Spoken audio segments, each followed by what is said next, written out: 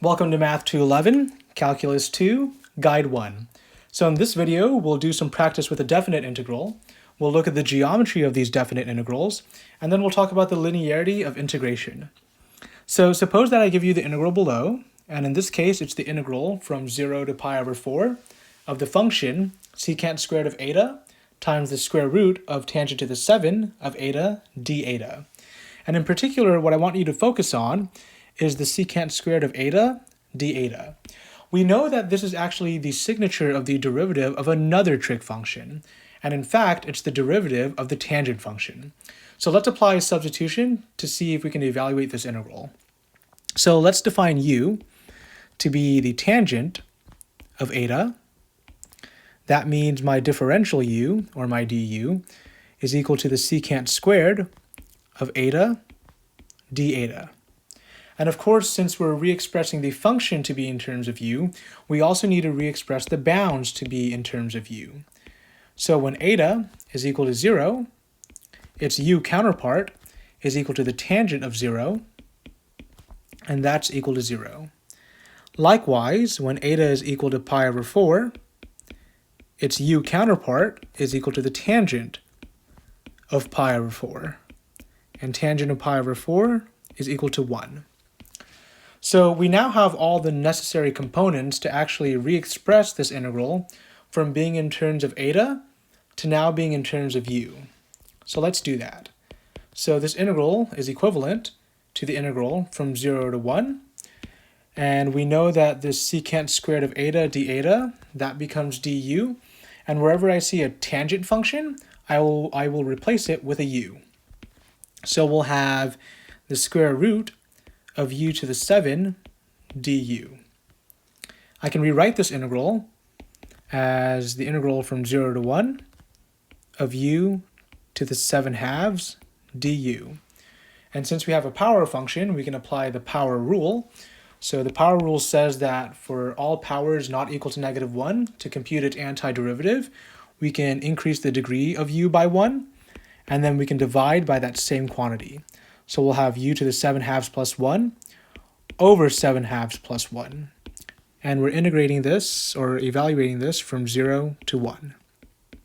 Simplifying, we'll have 2/9 times u to the 9 halves, evaluated from 0 to 1. Now we can apply the fundamental theorem of calculus, which says that we can evaluate this by taking 2/9, and then we'll take 1 to the 9 halves minus 2/9 times 0 to the 9 halves. So in other words, we're computing the antiderivative at the upper bound of integration, and then we subtract off the antiderivative evaluated at the lower bound of integration. So 2/9 times 1 is 2/9, and then 2/9 times 0 is 0. So we end up with 2/9. Okay. So let's take a look at the geometry of these definite integrals. Remember that the integral that we started with, which I highlighted in red, represents the integral before substitution.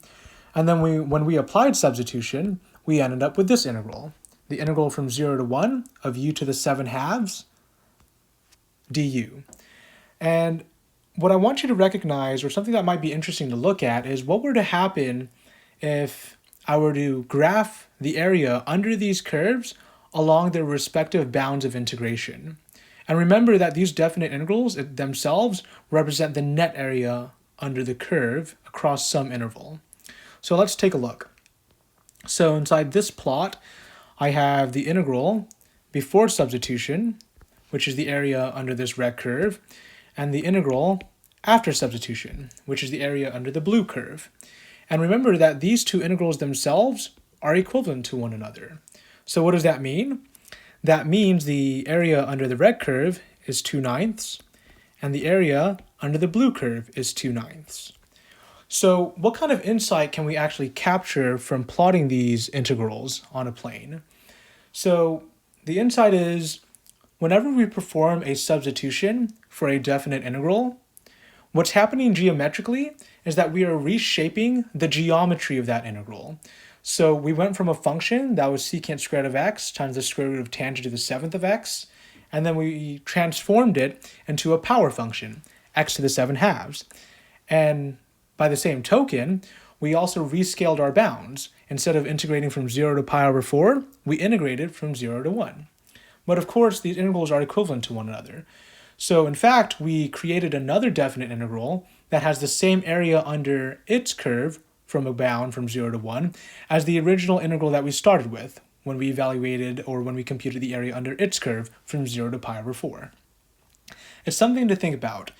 After applying this technique of substitution, we are reshaping the geometry of the integral. Okay.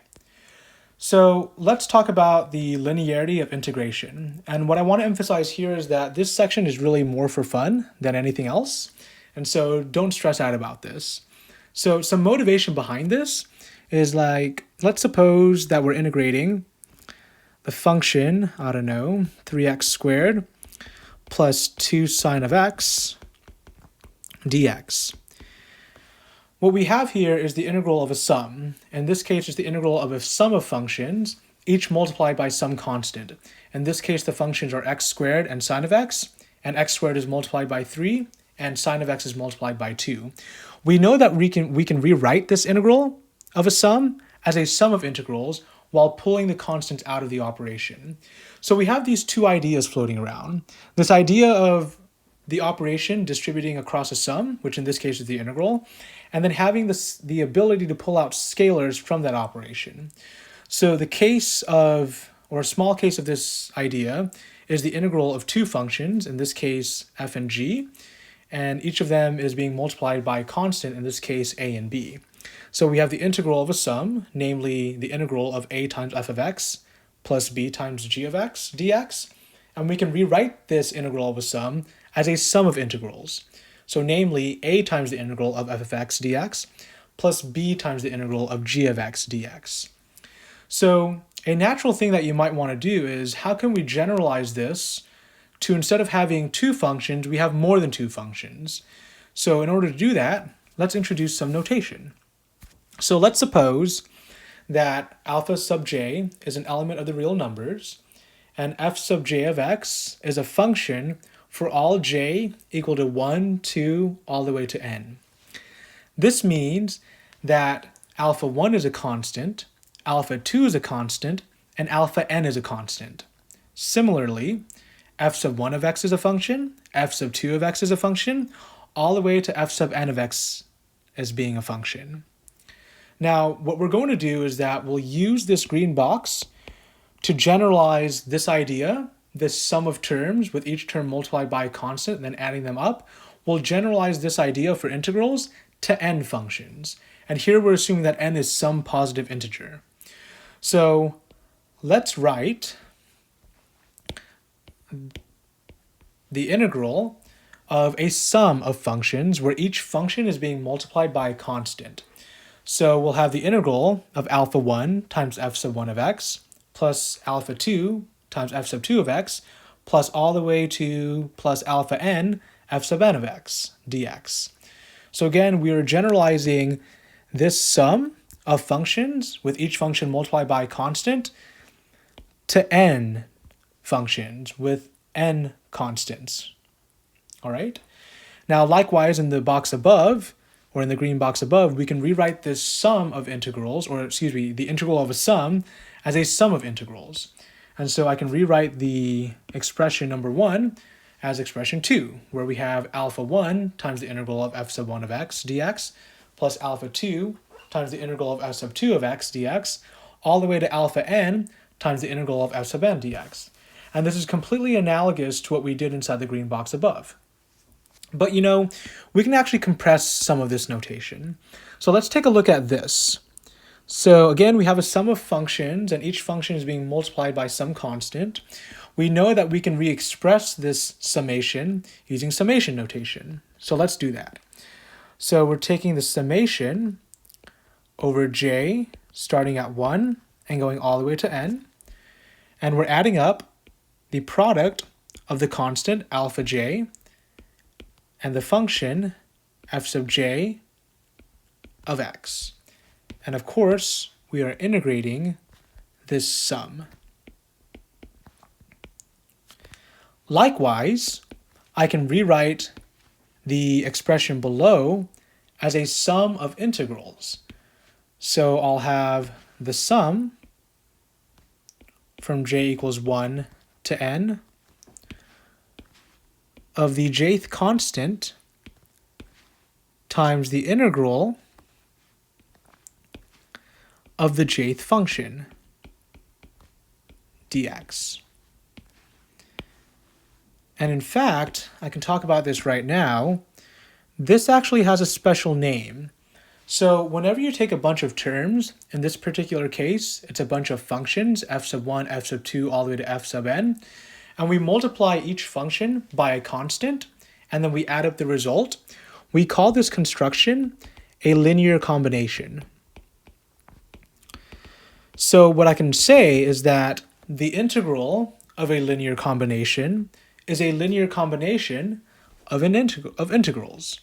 And so below, in expression 2, I have a linear combination of terms. In this case, the terms are the integrals of each function, and then the constants are the alphas, right? So we have the linear combination of the integrals for expression 2, and then we have the integral of a linear combination. And of course, this is expressed in a compact notation as I did so here. And this equality is so beautiful, I even typed it out for all of you. So, highlight of the day, the integral of a linear combination of functions is a linear combination of the integrals of those functions. All right, that's all I have for you today. I will see you next time.